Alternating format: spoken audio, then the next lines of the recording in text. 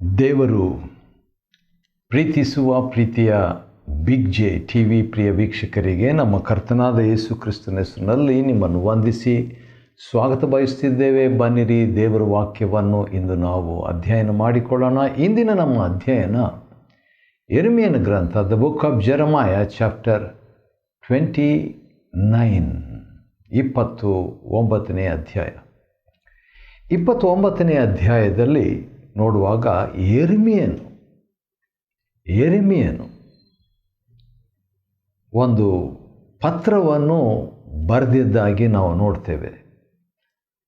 ಪೌಲನು ರೋಮಾಪುರದವರಿಗೆ ಬರೆದ ಪತ್ರಿಕೆ, ಕೊಲೊಸ್ಯರಿಗೆ ಬರೆದ ಪತ್ರಿಕೆ, ಥೆಸಲೋನಿಕದವರಿಗೆ ಬರೆದ ಪತ್ರಿಕೆ ಎಂಬುದಾಗಿ ಹೇಳುವಂತೆ ಯೆರೆಮೀಯನು ಬರೆದ ಪತ್ರಿಕೆ ಎಂಬುದಾಗಿ ನೋಡ್ತೇವೆ. ಯಾರಿಗೆ ಆತನು ಬರೆದ ಪತ್ರಿಕೆ ಅಂತ ಹೇಳ್ಬಿಟ್ಟು ನೋಡಿದಾಗ, ಯೆರೆಮೀಯನು ಸೆರೆ ಹೋಗಿದ್ದ ಹಿರಿಯರಲ್ಲಿ ಉಳಿದವರಿಗೂ, ಯಾಜಕರಿಗೂ, ಪ್ರವಾದಿಗಳಿಗೂ, ಅಂತೂ ನೆಬೂಕದ್ನೆಚ್ಚರನು ಯೆರೂಸಲೇಮಿನಿಂದ ಬಾಬೆಲಿಗೆ ಸೆರೆ ಒಯ್ದ ಸಕಲ ಜನರಿಗೂ, ಯೆಹೂದದ ಅರಸನಾದ ಚಿದ್ಕೀಯನಿಂದ ಬಾಬೆಲಿನ ಅರಸನಾದ ನೆಬೂಕದ್ನೆಚ್ಚರನ ಬಳಿಗೆ ರಾಯಭಾರಿಗಳಾಗಿ ಬಾಬೆಲಿಗೆ ಕಳಿಸಲ್ಪಟ್ಟ ಇಬ್ಬರು ವ್ಯಕ್ತಿಗಳು. ಯಾರು?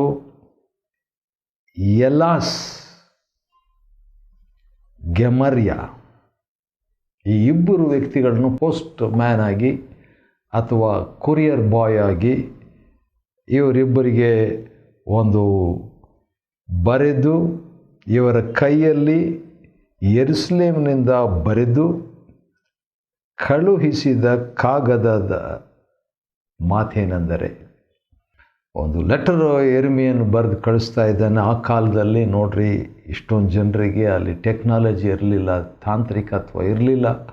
ಆದರೂ ಕೂಡ ಇವರಿಗೆ ಯೆರೆಮೀಯನು ಡಿಸ್ಟೆನ್ಸು ಭಾಳ ದೂರ ಆದರೂ ಕೂಡ ಕಳಿಸಿಕೊಟ್ಟಿದ್ದಾನೆ. ಏನಂತ ಕಳಿಸಿದ್ದಾನೆ? ಇಸ್ರಾಯೇಲರ ದೇವರು, ಸೇನಾಧೀಶ್ವರನು ಆದ ಯೆಹೋವನು ತಾನು ಯೆರೂಸಲೇಮಿನಿಂದ ಬಾಬೆಲಿಗೆ ಸಾಗಿಸಿದ ಸೆರೆಯವರೆಲ್ಲರಿಗೂ ಹೀಗೆ ಹೇಳ್ತಾನೆ. ಹಾಗಾದರೆ ಸೆರೆಗೆ ಹೋದಂಥ ವ್ಯಕ್ತಿಗಳ ಹತ್ರ ದೇವರು ಇನ್ನೂ ಮಾತಾಡ್ತಾ ಇದ್ದಾನೆ. ಯಾರೋ ಹೇಳಿದರು, it's an honour when god speaks. ದೇವರು ಮಾತಾಡಿದಾಗ ಅದು ಒಂದು ಗೌರವ ಅಂತ ಹೇಳ್ಬಿಟ್ಟು. ಯಾಕಂತ ಹೇಳಿದರೆ, ದೇವರು ಮಾತನಾಡುವ ವಿಷಯದಲ್ಲಿ ನೋಡಿಕೊಳ್ಳುವಾಗ ದೇವರು ಮಾತನಾಡುವಂಥದ್ದು ಒಂದು ವಿಧ ಇದೆ, ಮತ್ತು ಬೇರೆ ಬೇರೆ ರೀತಿಯಲ್ಲಿ ದೇವರು ಮಾತಾಡ್ತಾನೆ. ಮಾತಾಡುವಾಗ ದೇವರು ನಮ್ಮ ಹತ್ರ ತನ್ನ ಪ್ರೀತಿಯನ್ನು ವ್ಯಕ್ತಪಡಿಸಿ ಮಾತಾಡ್ತಾನೆ ರೀ. ಸರಿ, ಇದರಲ್ಲಿ ಭಾಳ ಪಾಸಿಟಿವ್ ಆಗಿ ಇರುವಂಥ ಒಂದು 10 ವಿಷಯಗಳು ದೇವರು ಹೇಳ್ತಾನೆ. ನೀವು ಮನೆ ಕಟ್ಕೊಳ್ರಿ, ವಾಸ ಮಾಡಿರಿ, ತೋಟ ಮಾಡಿರಿ, ಸಂಸಾರ ಮಾಡಿರಿ, ಇವೆಲ್ಲವನ್ನು ಹೇಳಿಬಿಟ್ಟು ನೀವು ಇರುವಲ್ಲಿನೇ ನೀವು ವೃದ್ಧಿ ಆಗ್ತೀರಿ, ನೀವು ಕಡಿಮೆ ಆಗೋದಿಲ್ಲ. ನಿಮ್ಮ ಪಟ್ಟಣಕ್ಕೆ, ನಿಮ್ಮನ್ನು ಯಾವ ಪಟ್ಟಣಕ್ಕೆ ನಾನು ಸಾಗಿಸಿದೆನೋ ಅದರ ಕ್ಷೇಮವನ್ನು ಹಾರೈಸಿ. ಈ ಬಾಬೆಲ್ ವೈರಿಯ ದೇಶ, ಅದು. ಆ ದೇಶದ ಕ್ಷೇಮವನ್ನಲ್ಲ, ಕ್ಷೇಮವನ್ನು ಹಾರೈಸಿಬಿಟ್ಟು ಮನಸ್ಸಿನಲ್ಲಿ ಅದಕ್ಕಾಗಿ ಯೆಹೋವನನ್ನು ಪ್ರಾರ್ಥಿಸಿರಿ. ಸರಿ, ಆ ರೀತಿಯಾಗಿ ಮಾಡಿಬಿಟ್ರೆ ಇದೇನಿದು ಭಾಳ ಕಷ್ಟಕರವಾದಂಥ ಒಂದು ಸಂಗತಿ. ಯಾಕಂತೇಳಿದರೆ, ವೈರಿಯ ದೇಶಕ್ಕೆ ವೈರಿ ಕರ್ಕೊಂಡು ಹೋಗಿಬಿಟ್ಟಿರುವಾಗ ಅಡಿಯಾಳಾಗಿ ಆ ದೇಶಕ್ಕೋಸ್ಕರವಾಗಿ ಪ್ರಾರ್ಥನೆ ಮಾಡಂತ ದೇವರು ಹೇಳಿದ್ದಾಗ ಅದಕ್ಕೆ ಕಾರಣ ಏನಿರ್ಬೋದು ಅಂತ ಹೇಳ್ಬಿಟ್ಟು ನೋಡುವಾಗ, ಯೆರೆಮೀಯ 29ನೇ ಅಧ್ಯಾಯದ ಮತ್ತು 7ನೇ ವಚನದಲ್ಲಿ ಕೊನೆ ಭಾಗ, ಅದರ ಕ್ಷೇಮವೇ ನಿಮ್ಮ ಕ್ಷೇಮ. ನೀವು ಅದಕ್ಕಾಗಿ ಪ್ರೇಯರ್ ಮಾಡಿರಿ, ಆ ದೇಶಕ್ಕಾಗಿ ಅದರ ಕ್ಷೇಮವನ್ನು ಹಾರೈಸಿ ನೀವು ಪ್ರಾರ್ಥನೆ ಮಾಡಿರಿ. ಅದಕ್ಕೆ ಕ್ಷೇಮ ಸಿಕ್ಕಿದರೆ ಅದರ ಕ್ಷೇಮವೇ ನಿಮ್ಮ ಕ್ಷೇಮ, ವೈರಿಯ ಕ್ಷೇಮವೇ ನಿಮ್ಮ ಕ್ಷೇಮ, ಬಾಬೇಲ್ನ ಕ್ಷೇಮವೇ ನಿಮ್ಮ ಕ್ಷೇಮ ಅಂತ ದೇವರು ಹೇಳಿದಾಗ ಇದು ಭಾಳ ಆಶ್ಚರ್ಯ ಆಗಿರಬೇಕು ಜನರಿಗೆ. ಆದರೂ 8ನೇ ವಚನದಲ್ಲಿ ಇಸ್ರಾಯೇಲ್ಯರ ದೇವರು ಸೇನಾಧೀಶ್ವರನಾದ ಯೆಹೋವನೆಂತೆನ್ನುತ್ತಾನೆ. ದೇವರು ಆಗಾಗ ತನ್ನನ್ನು ಗುರುತಿಸಿಕೊಳ್ಳುವಂಥದ್ದನ್ನು ದಯವಿಟ್ಟು ಗಮನಿಸ್ರಿ. ಇಸ್ರಾಯೇಲ್ಯರ ದೇವರು. ಯೆರೆಮೀಯ 28ನೇ ಅಧ್ಯಾಯದ 14ನೇ ವಚನ ಅದೇ ಮಾತು, ಇಸ್ರಾಯೇಲ್ಯರ ದೇವರು. 29ನೇ ಅಧ್ಯಾಯ 4ನೇ ವಚನ ಅದೇ ಮಾತು, 29 8ನೇ ವಚನ, 29 21ನೇ ವಚನ, 29ನೇ ಅಧ್ಯಾಯ 25ನೇ ವಚನ, ಮತ್ತೆ ಮತ್ತೆ ಮತ್ತೆ ಈ ಅಧ್ಯಾಯದಲ್ಲೇ 4 ಸಾರಿ ಆತನು ರಿಪೀಟ್ ಮಾಡ್ತಿದ್ದಾನೆ. ಅದೇನಂತ ಹೇಳಿದರೆ, ತಾನು ಇಸ್ರಾಯೇಲ್ಯರ ದೇವರು. ಇಸ್ರಾಯೇಲ್ಯರ ಗತಿ ಏನಾಗಿತ್ತು? ತಮ್ಮ ದೇಶ ಬಿಟ್ಟು ಹೋಗಿಬಿಟ್ಟಿದ್ದಾರೆ. ಇಸ್ರಾಯೇಲ್ಯರ ಗತಿ ಏನಾಗಿತ್ತು? ಸೆರೆಯಾಳುಗಳಾಗ್ಬಿಟ್ಟಿದ್ದಾರೆ. ಇಸ್ರಾಯೇಲ್ಯರ ಗತಿ ಏನಾಗಿದೆ? ದೇವಾಲಯ ಇಲ್ಲದೆ ಇದ್ದಾರೆ. ಇಸ್ರಾಯೇಲ್ಯರ ಗತಿ ಏನಾಗಿದೆ? ಅನ್ಯರ ಕೈವಶವಾಗಿಬಿಟ್ಟಿದ್ದಾರೆ, ವೈರಿಯ ಕೆಳಕ್ಕೆ ಬಂದುಬಿಟ್ಟಿದ್ದಾರೆ. ಹಾಗಿದ್ದರೂ ದೇವರು ತನ್ನನ್ನು ಇಸ್ರಾಯೇಲ್ಯರ ದೇವರು ಎಂಬುದಾಗಿ ಗುರುತಿಸಿಕೊಳ್ಳುವಂಥದ್ದು ಭಾಳ ಆಶ್ಚರ್ಯ. ಮತ್ತು ಪ್ರವಾದಿಗಳಿಗೆ ವಿರುದ್ಧವಾಗಿ ದೇವರು ಮಾತಾಡಿಬಿಟ್ಟು 10ನೇ ವಚನದಿಂದ ಇರುವಂಥ ಮಾತು ಈ ರೀತಿಯಾಗಿದೆ. ಬಾಬೇಲ್ ರಾಜ್ಯವು 70 ವರ್ಷ ಪ್ರಬಲಿಸಿದ ಮೇಲೆ, ಹೌದು, ದೇವಜನರು ಅಲ್ಲಿ ಹೋಗಿದ್ದರಿಂದ ದೇವರು ಬಾಬೇಲನ್ನು ಕೂಡ ಆಶೀರ್ವದಿಸಿದನು. ಅನಂತರ ನಾನು ನಿಮ್ಮನ್ನು ಕಟಾಕ್ಷಿಸಿ ಈ ಸ್ಥಳಕ್ಕೆ ತಿರುಗಿ ಬರಮಾಡುವೆನು. ವಾವ್! ಮತ್ತೆ ನಾನು ನಿಮ್ಮನ್ನು ಬರಮಾಡ್ತೇನೆಂಬುದಾಗಿ ದೇವರು ಹೇಳ್ತಿದ್ದಾನೆ ರೀ. ಬರಮಾಡುವೆನೆಂಬ ನನ್ನ ಶುಭ ವಾಕ್ಯವನ್ನು ನಿಮಗೆ ನೆರವೇರಿಸುವೆನು. I will fulfil the good news. ಇವರಿಗೆ ಗತಿಯಾಗಲಿ, ನಿರೀಕ್ಷೆ ಇರಲಿ ಎಂದು ನಾನು ನಿಮ್ಮ ವಿಷಯದಲ್ಲಿ ಮಾಡಿಕೊಳ್ಳುತ್ತಿರುವ ಆಲೋಚನೆಗಳನ್ನು ನಾನೇ ಬಲ್ಲೆನು. ಅವು ಹಿತದ ಯೋಚನೆಗಳಲ್ಲ, ಅವು ಅಹಿತದ ಯೋಚನೆಗಳಲ್ಲ, ಹಿತದ ಯೋಚನೆಗಳೇ. ಅಹಿತದ ಯೋಚನೆಗಳಲ್ಲ, ಹಿತದ ಯೋಚನೆಗಳೇ. ಹೌದು, ಅವರ ಹಿನ್ನೆಲೆ ಏನಾಗಿತ್ತಂತ ನೋಡುವಾಗ, ಅವರಿರೋದು ಅನ್ಯ ದೇಶದಲ್ಲಿ, ಅವರಿರೋದು ದೇವರ ಶಿಸ್ತಿಗೆ ಒಳಪಟ್ಟವರಾಗಿ ಅಥವಾ ಶಿಕ್ಷೆ ಹೊಂದಿದವರಾಗಿ ಅಂತ ಕೂಡ ಹೇಳ್ಬೋದು. ಅಂಥ ಸಂದರ್ಭದಲ್ಲಿ ನಾನು ನಿಮಗೋಸ್ಕರವಾಗಿ ಯೋಜನೆ ಇಟ್ಟಿದ್ದೇನೆ, ನಿಮಗೋಸ್ಕರವಾಗಿ ಒಂದು ಪ್ಲ್ಯಾನ್ ಇಟ್ಟಿದ್ದೇನೆ ಎಂಬುದಾಗಿ ದೇವರು ಹೇಳಿಬಿಟ್ಟು, ಹಿತದ ಯೋಚನೆಗಳೇ ಅವು ಅಹಿತದ ಯೋಚನೆಗಳಲ್ಲ, ಹಿತದ ಯೋಚನೆಗಳೇ. ಕೂಡಲೇ ಏನಂತಿದೆ 12ನೇ ವಚನ, ಯೆರೆಮೀಯ 29:12, ನೀವು ನನಗೆ ಮೊರೆ ಇಡುವಿರಿ, ನನ್ನನ್ನು ಪ್ರಾರ್ಥಿಸಲು ಹೋಗುವಿರಿ, ನಾನು ಕಿವಿಗೊಡುವೆನು. ಈಗ ಯೆರೆಮೀಯ 29:11ನೇ ವಚನದಲ್ಲಿ ದೇವರು ನಮಗೋಸ್ಕರವಾಗಿ ಯೋಜನೆಯನ್ನು ಇಟ್ಟಿದ್ದೇನೆ ಎಂಬುದಾಗಿ ಹೇಳುವಂಥ ದೇವರಾಗಿದ್ದಾನೆ. ಆದರೆ ಆ ಗುಡ್ ಪ್ಲ್ಯಾನ್, ಹಿತಕರವಾದ ಆಲೋಚನೆಗಳು, ಹಿತಕರವಾದಂಥ ಯೋಜನೆಗಳು, ಅದು ನೆರವೇರಬೇಕಾದ್ರೆ ಏನು ಮಾಡಬೇಕು? ಪ್ರಾರ್ಥನೆ.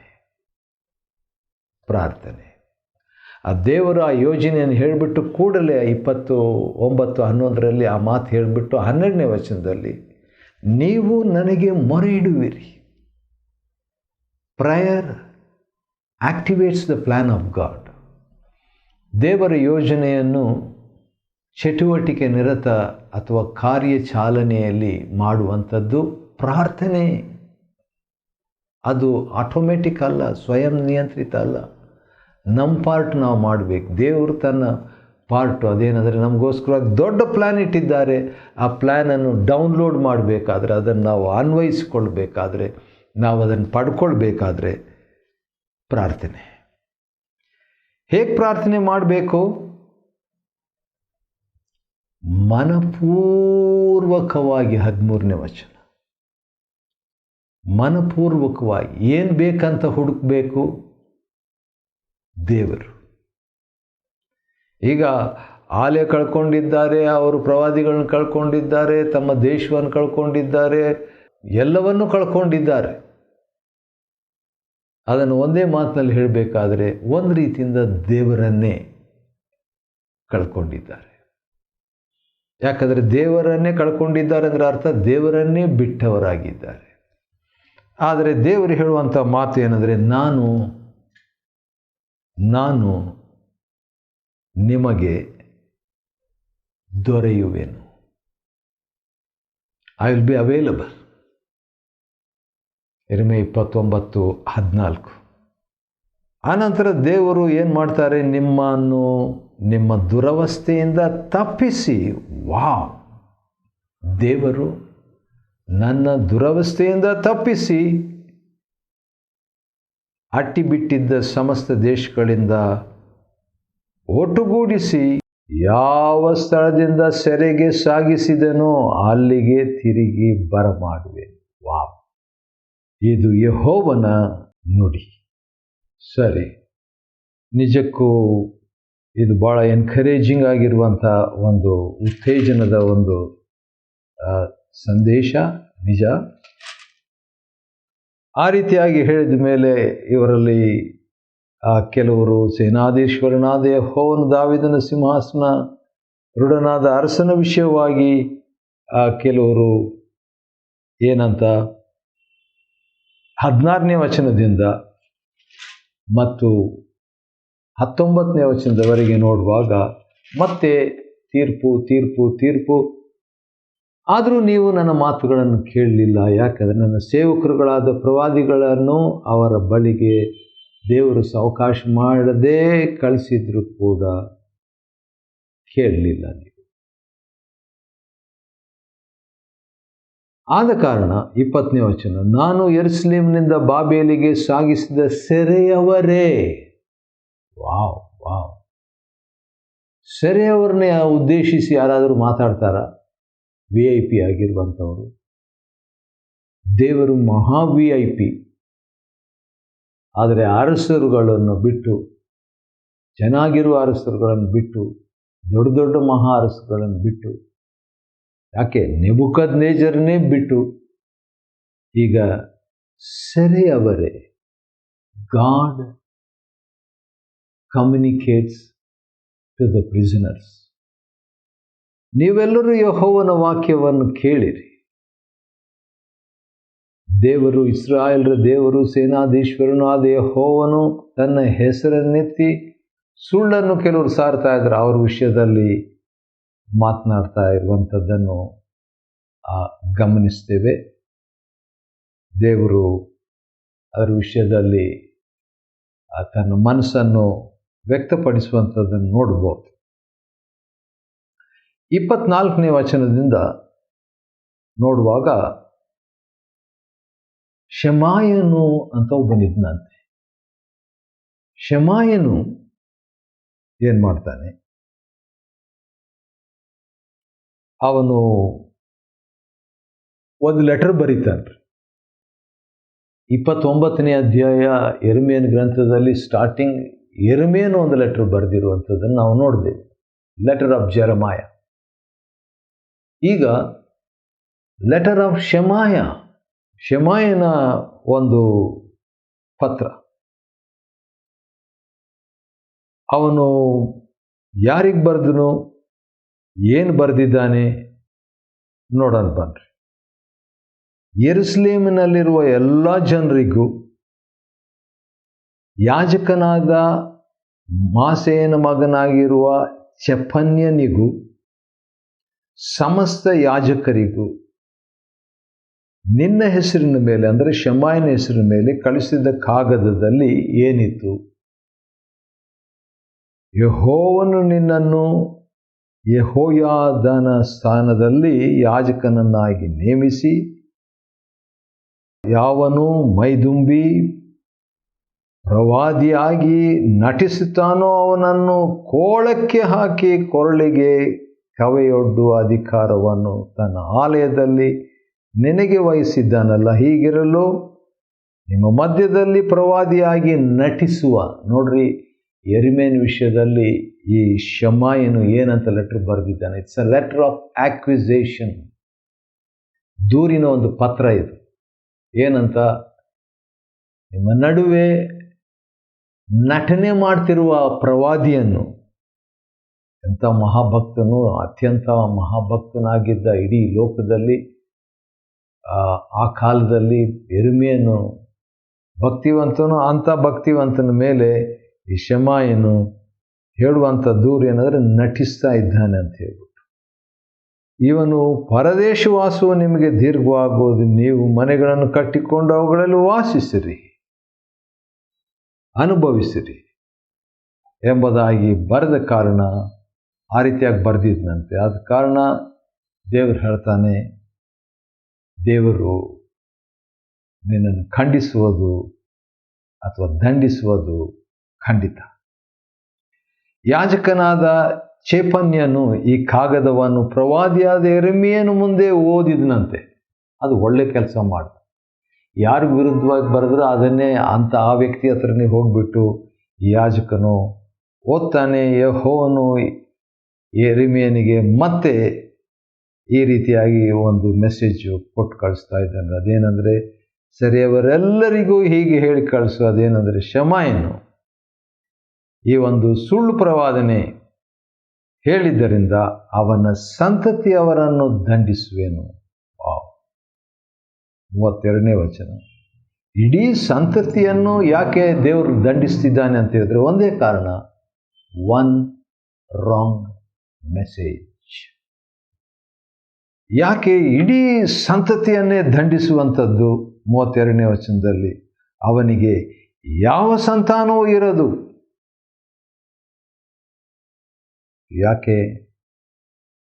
ಯಾಕಂದರೆ ನಿಜವಾದ ಭಕ್ತಿವಂತನಾದ ವ್ಯಕ್ತಿಯನ್ನು ಅವನು